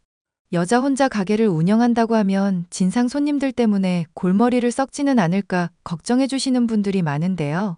저는 이미 제 인생 최고의 진상을 겪어봤기에 어떤 이상한 사람을 만나도 절대 놀라지 않는 경지에 이르게 되었답니다. 저의 멘탈을 돌보다 단단하게 만들어준 그 인간들, 전 남편과 전시모에 대한 이야기를 들려드리고 싶어서 이렇게 사연을 보내게 되었습니다. 우리 엄마한테 다달이 용돈 드리기로 했어. 불만 없지? 있어도 아무 말 하지 마. 내가 이미 그렇게 결정했으니까. 나한테 상의도 없이 어머님 용돈 문제를 결정하는 게 어딨어? 도대체 얼마나 드리려고 하는데? 달에 30만 원? 너는 우리 엄마가 걔보다 못하냐? 옆집 걔한테 용돈을 줘도 30보다는 많이 주겠다. 무슨 그런 말이 다 있어? 걔보다 못하다니 그럼 도대체 얼마나 드리려고 하는 거야? 깔끔하게 달에 200씩. 당신 진심이야? 우리 아파트 대출금도 갚아야 하는 거 잊었어? 월에 200만 원이 남지도 않는데 도대체 어떻게 용돈을 드리겠다는 건지 모르겠어. 너는 그렇게 머리가 안 돌아가냐? 마이너스 통장 뒀다가 어디다 쓸래? 그거는 비상용으로 사용해야지. 어머님 용돈 드리겠다고 마이너스 통장 쓰는 거 도저히 이해가 안 돼. 네 머리로 도대체 뭐가 이해가 되겠니? 아무튼 결정한 거니까 그렇게 알고 따르도록 해. 내가 진짜 치사해서 이 말은 안 하려고 했는데 당신 우리 부모님한테 명절에 10만 원 드리는 것도 아까워하면서 어떻게 어머님한테는 그렇게 관대할 수가 있어? 얘가 진짜 험한 말 나오게 하네. 야, 친정이랑 시댁이랑 같냐? 그리고 니네 집에서는 용돈 필요 없다고 먼저 말씀하셨잖아. 우리 엄마는 용돈 받고 싶다고 했거든. 니네 집에서 먼저 거절한 걸 왜 나한테 따지고 난리야. 저는 더 이상 할 말이 없었습니다. 저희 부모님은 저희 부부가 잘 살기를 바라는 마음에서 준다는 용돈도 다 거절하고 저희가 찾아갈 때마다 외식값도 다 내주시고 음식도 한 보따리 싸주시고는 했습니다. 그런데 시어머니는 저희한테서 한 푼이라도 더 받아내지 못해 안달이 나신 분이었습니다. 제가 보기에 절대 경제적으로 어렵지 않으신데도 용돈을 200만 원이나 요구한다는 건 상식적으로 이해가 가지 않았고, 그걸 고지곳대로 따르고 있는 남편의 행동도 어이가 없었습니다. 아가, 고맙다. 그 집은 잘 쓸게. 네? 그 집이라니요? 니네가 작은 집으로 이사 가고 니네가 사는 그 집 놔준다며. 아유 참. 내가 며느리 복이 많아서 이런 호사를 누리는구나. 네 마음 고맙게 받으마. 저희가 이사를 간다고요? 우리 진호한테 다 들었어. 너희가 나를 생각해주는 마음이 이 정도인 줄은 몰랐구나. 하여튼 고맙다. 정말 무슨 말씀하시는지 모르겠어요. 저 빼고 진호 씨랑 어머니랑 두 분이서 무슨 얘기를 나누셨는지 모르겠지만 저는 동의한 적 없으니 그런 줄 아세요. 어머님한테서 이해할 수 없는 말을 들은 저는 바로 남편에게 연락해 어떻게 된 일인지 물었습니다. 돌아오는 대답은 황당하더군요. 어머님 말로는 우리가 작은 집으로 이사 가고 어머님이 이 집으로 이사를 오신다는데 이게 도대체 무슨 소리야? 우리 엄마 다니시는 병원이 이 근처잖아. 매일 왔다 갔다 거리다가 사고라도 날까봐 마음이 조마조마해서 살 수가 없어. 그래서 이 집 들어와서 사시라고 했지. 우리는 작은 평수로 이사 가면 되고. 나한테 말도 없이 그런 걸 결정하는 게 말이 돼? 지금 말하고 있잖아. 먼저 말하나 뒤에 말하나 결과는 똑같은데 뭐가 문제야? 당신 정말 사람 미치게 할래? 우리 집 문제를 나한테 상의도 안 하고 결정해서는 안 되는 거잖아. 야, 말은 똑바로 하자. 우리 집이 아니라 내 집이잖아. 우리 결혼할 때 내가 이 집 산 거 잊었어? 당신이야말로 말 좀 똑바로 하시지. 영혼까지 끌어모아서 대출 받아서 산 거잖아. 대출금은 나도 갚고 있고. 그럼 당신 집이라고 함부로 말하면 안 되는 거 아냐? 이 집에 들어간 내 돈도 결코 적지 않다고. 그래도 명의는 내 거거든. 그럼 내 집이지 뭐. 억울하면 네 이름으로 사지 그랬냐? 뭐라고? 그래서 기어이 이 말도 안 되는 이사를 진행시키겠다는 거야? 내가 분명히 말했지. 내가 한번 결정한 건 절대 안 바꾼다고. 그러니까 자꾸 입 아프게 쓸데없는 소리 하지 말고 이사 준비나 해. 이사 갈 집은 내가 알아봐서 계약할게. 내가 이렇게 다 해주니까 고맙지? 제발 너도 정신 차리고 남편 고생하는 거 칭찬 좀 해줘라, 응? 이런 짓을 벌여놓고도 칭찬을 바라는 게 제정신이냐? 너 정말 어디 모자란 거 아냐? 너 그게 지금 고생하는 남편한테 할 소리야? 이게 오냐오냐 하니까 끝도 없이 기어오르네. 저희의 감정의 골은 더 이상 봉합될 수 없는 지점에 이르렀습니다. 뻔뻔한 시어머니, 제멋대로의 몰상식한 남편. 저는 그 두 사람한테 몇 년 동안 시달리다가 결국 참지 못하고 이혼을 결정하게 되었습니다. 이혼 후에 저는 회사를 그만두고 칩거하다가 뭐라도 해봐야겠다는 생각이 들어 베이커리 관련된 수업을 들었습니다. 제가 그쪽 분야에 소질이 있다는 걸 안 부모님의 지원으로 수도권 근교에 작은 레터링 케이크샵을 차렸습니다. 민정아, 가게는 잘 돼가니? 네, 저 엄청 바빠요. 한번 주문했던 고객이 또 재주문하는 경우가 많아요. 제가 만든 게 너무 예쁘대요. 정말 다행이구나. 우리 딸이 이렇게 소질이 있는 줄은 미처 몰랐네. 다음 달부터는 월세 제가 낼게요. 더 이상 가게 월세까지 주지 않으셔도 돼요. 여기 가게 주인이 제가 이혼하고 나서 혼자 가게를 운영하는 걸 알았는지 월세를 더 깎아주겠다고 했거든요. 정말 좋은 분이시구나. 가게 계약할 때 보니까 인상도 참 좋던데. 그 후로 몇 번 만나보기는 했니? 본인 직업이 따로 있고 이 건물은 부모님이 물려주신 거래요. 그래도 가끔씩 와서 건물 관리하고 세입자들 고충도 들어주고 그래요. 옆 가게 언니 말로는 사람 진짜 괜찮다고 하더라고요. 엄마가 봤을 때는 말이야. 그 사람 너한테 관심이 있는 것 같아. 널 보면서 계속 싱글벙글 하던걸. 게다가 본인이 나서서 월세까지 깎아주겠다니. 이게 보통 애정이니? 아니에요. 그 사람도 전 부인한테 완전히 질려서 이혼했더라고요. 저도 그 사람도 더 이상 다른 사람 만날 에너지 자체가 없어요. 지금은 돈 버는 일이 제일 중요하다고요. 엄마한테 그렇게 말은 해놨지만 사실 가게 건물주인 성현 씨와 저는 조금 애매한 관계에 놓여 있었습니다. 둘 다 서로를 보자마자 한눈에 반했지만 첫 번째 결혼이 실패로 끝났다는 아픔을 공유하고 있어서 누구도 선뜻 서로에게 다가가지 못하는 상황이었죠. 민정 씨, 내일 가게 휴무일이죠? 시간 괜찮으시면 근교로 드라이브 가실래요? 제가 경치 좋은 곳으로 안내해 드리겠습니다. 어머, 제 가게 휴무일도 기억하고 계세요? 그럼요. 민정 씨 쉬는 날에 제가 힐링시켜 드리려고 얼마나 많은 준비를 했는데요. 가게가 잘 되어서 좋기는 하지만 그만큼 힘들어 하시는 게 보이니까 제가 어떻게든 힐링 타임을 드리고 싶었어요. 말씀만으로도 감사해요. 그치만 저랑 단둘이 시간 보내는 게 혹시 불편하신가요? 그렇다면 언제든 편하게 거절해 주세요. 저는 민정 씨가 편하고 행복하기를 바래요. 아니에요. 오히려 그 반대예요. 성현 씨랑 있으면 편하고 좋아요. 그렇지만 저희 관계가 아무래도 건물 주인과 세입자 관계이기도 하고요. 성현 씨도 그렇지만 저도 이혼한 적이 있으니까요. 다른 사람들이 어떻게 볼지도 걱정이고요. 그런 거라면 일단 이번 한 번만 절 만나주세요. 만나서 제가 꼭 드리고 싶은 말씀이 있어요. 그날 저희 둘은 만나서 시간 가는 줄 모르고 깊은 대화를 나눴습니다. 저희 둘 다 서로를 좋아하고 있었지만 현실적인 문제 때문에 서로를 피하고 있었을 뿐이었다는 것을 알게 되었죠. 저희는 진지하게 만남을 이어가게 되었고 결혼 얘기가 오고 가게 되었습니다. 그때 생각지도 못했던 사람에게 연락이 왔습니다. 아가, 우리 진호 소식 들었니? 소식 들었으면 나한테 연락을 해야지. 너는 어떻게 된 애가 이렇게 정이 없니? 소식은 들었는데요. 제가 왜 어머님께 연락을 해야 하는지 모르겠네요. 우리 아들이 빚을 지고 해외로 튀었는데도 너는 내 생각도 안 했단 말이니? 나한테 용돈을 줄 아들이 없으니까 네가 대신해서 나를 부양해야 하는 거잖니. 도대체 무슨 소리세요? 저랑 그 인간, 그리고 저랑 어머님, 이제 아무런 관계도 아니거든요. 예전에도 그놈의 용돈 타령하면서 절 괴롭히시더니 이제 와서 또 왜 이러시는 거예요?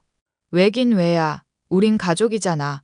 한번 고부 관계는 영원히 고부 관계라는 사실을 잊지 말도록 해라. 제발 정신 좀 차리세요. 한 번만 더 저한테 이런 일로 연락하시면 가만 있지 않을 거예요. 네가 가만 있지 않으면 어떡할 건데? 너랑 우리 아들 이혼했다고 해도 어쨌든 한번 혼인신고한 이상 그 흔적을 지울 수는 없어. 네가 아무리 날고 기어도 우리 진호 마누라라는 사실에는 변함이 없는 거라고.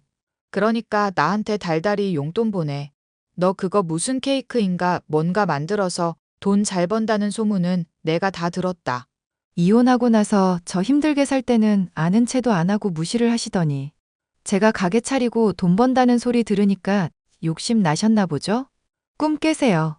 제가 남는 돈이 있어도 걔한테 주고 말지. 어머님한테는 안 드리니까요. 이런 싸가지 없는 거사. 저는 전 시어머니 번호를 차단해버렸고 그 후로는 연락이 오지 않았습니다. 저와 성현 씨는 지인들만 불러서 조촐하게 결혼식을 올렸고 행복한 나날을 보냈답니다. 자기야, 내가 예전부터 생각해오던 게 있는데 아무래도 지금 그 일을 해야 할 것 같아. 무슨 일인데 그래? 내가 가진 그 건물 있잖아. 자기 가게 있는 곳, 그거 자기한테 넘겨주고 싶어. 내 결혼 선물이라고 생각하고 받아주라. 결혼 선물로 건물이라니. 너무 부담스러워. 나 그런 거 바라고 자기랑 결혼한 거 아니란 말이야. 자기 성품이야 내가 잘 알지. 그런데 오래전부터 생각해오던 거였어. 정말로 내 인생의 반려자를 만나게 되면 꼭 그걸 주고 싶었거든. 자기는 마침 거기서 가게도 운영하고 있으니까 자기만큼 적임자가 없어. 자기 마음은 고맙지만 정말 너무 갑작스러워. 어렵게 생각하지 마. 지금처럼 가게 운영하면서 건물 관리까지 한다고 생각하면 되는 거니까. 서류 작업은 내가 전부 다 처리할게. 그렇게 저는 생각지도 못하게 건물주가 되었습니다. 남편 잘 만나서 팔자 폈다는 소리를 듣기가 싫어서 저는 제가 남편의 건물을 넘겨받았다는 얘기를 누구에게도 하지 않았습니다. 그런데 도대체 어디서 소문을 들은 건지 기대하지도 않았던 사람에게서 연락이 왔습니다. 며느라, 이번에 건물 샀다며 알들살들 열심히 살더니 정말 축하한다. 누구신데 저를 그렇게 부르세요? 나다, 네 시어머니. 네가 용돈을 안 줘서 그동안 정말 힘들게 살았단다. 하지만 다 지나간 일이니 내가 넓은 마음으로 용서하마. 그 대신 그동안 밀린 용돈은 안 줘도 되니깐 네가 가진 건물 1층은 나한테 다오. 우리는 한 가족인데 그 정도는 해줄 수 있는 거잖니? 이혼한 지 5년이 넘었는데 무슨 소리세요? 당신은 제 시어머니가 아니고 저랑 아무 관계도 없는 사람이잖아요. 너 내가 한 말을 잊었니? 한 번 가족은 영원한 가족이야. 우리 아들은 이제 나를 버렸는지 연락조차 없구나. 이 하늘 아래 가족은 너랑 나밖에 없는 거라고. 아닌데요? 저는 새로운 가족이 생겼거든요. 뭐? 저 이미 재혼했어요. 제가 가진 그 건물이요. 제가 산 게 아니라 남편이 넘겨준 거예요. 저한테서 있는 돈 없는 돈 전부 뽑아가려고 혈안이었던 이진호 그 인간하고는 차원이 다른 사람이죠. 너 감히 나한테 말도 없이 재혼을 해? 그 결혼 인정 못해. 너는 영원히 내 가족이야. 웃기고 있네. 당신, 내가 건물 가진 거 어떻게 알았어? 설마 내 미행했어? 내가 한가하게 네 미행을 할 사람처럼 보이냐? 얼마 전부터 이상한 차 한 대가 날 따라다닌다고 느꼈거든. 그런데 그게 설마 당신일 줄이야. 아들이 빚지고 해외로 도망가고 당신 가진 돈도 떨어지니까 어떻게든 나한테서 뜯어가려고 생각한 거야? 정말 어이가 없네. 난 이혼한 그 순간부터 당신이랑은 아무 관계 없는 사람이야. 한 번만 더 나한테 연락하면 경찰에 신고할 거니까 그렇게 알아. 착하고 예쁜 민정아. 우리 예정을 생각해서라도 어떻게 안 되겠니? 건물 1층을 주는 게 무리라고 생각되면 가게 자리 하나만 줘. 그 정도는 충분히 해줄 수 있잖아. 돈 생기면 걔한테 줄지언정 당신한테는 못 준다고 했죠? 가게 자리가 남아서 먼지가 천장까지 쌓이는 한이 있어도 당신한테 주지는 않을 거니까 헛소리 하지 말고 제 인생에서 제발 사라지세요. 안 그러면 남편한테 말해서 아주 험한 꼴 보게 할 거니까요. 들리는 얘기로는 전 남편이 저와 이혼한 이후 시모의 재산까지 가져다가 전부 어딘가에 몰빵 투자를 했고 그게 잘못돼서 시모의 경제 상황이 크게 나빠졌다고 합니다. 책임감이라고는 눈꼽만큼도 없는 전 남편은 그 길로 해외로 잠적해버렸고 전 시모는 저에게 매달렸던 것이죠. 하지만 똥차 가고 벤츠 온다는 말처럼 전 남편과 전 시모를 제 인생에서 지워버리고 나자 제 인생은 술술 풀리기 시작했답니다. 저와 비슷한 어려움을 겪고 계신 분들에게 제 이야기가 아주 조금이나마 위로가 되었으면 좋겠습니다. 감사합니다.